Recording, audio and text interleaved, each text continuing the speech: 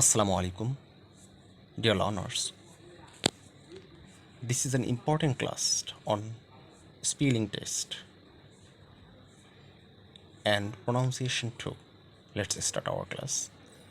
Common mistakes in English grammar, spelling mistakes and pronunciations. Let's start. Number one, accept and accept. Accept মানে গ্রহণ করেন, accept মানে হচ্ছে বাদ দেওয়া বা ব্যতি রেখে বা ছাড়া।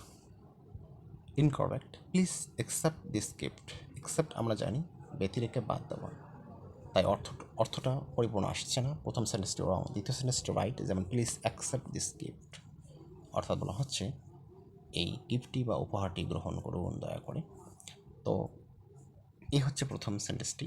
আমরা নাম্বার সেকেন্ডটিতে যাব, অ্যাডভাইস অ্যান্ড অ্যাডভাইস। এর মধ্যে পার্থক্য কী?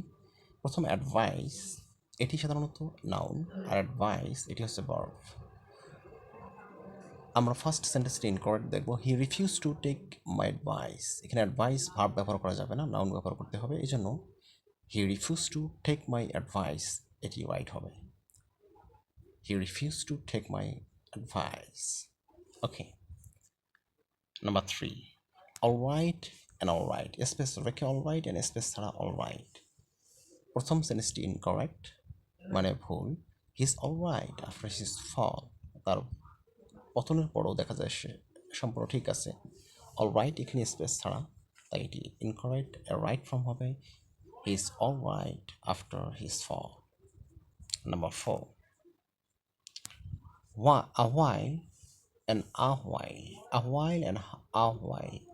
A স্পেস রেখে while আর a স্পেস ছাড়া while। ইনকারেক্ট।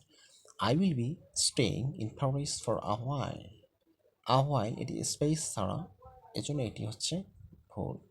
রাইট হবে I will be staying in Paris for a while.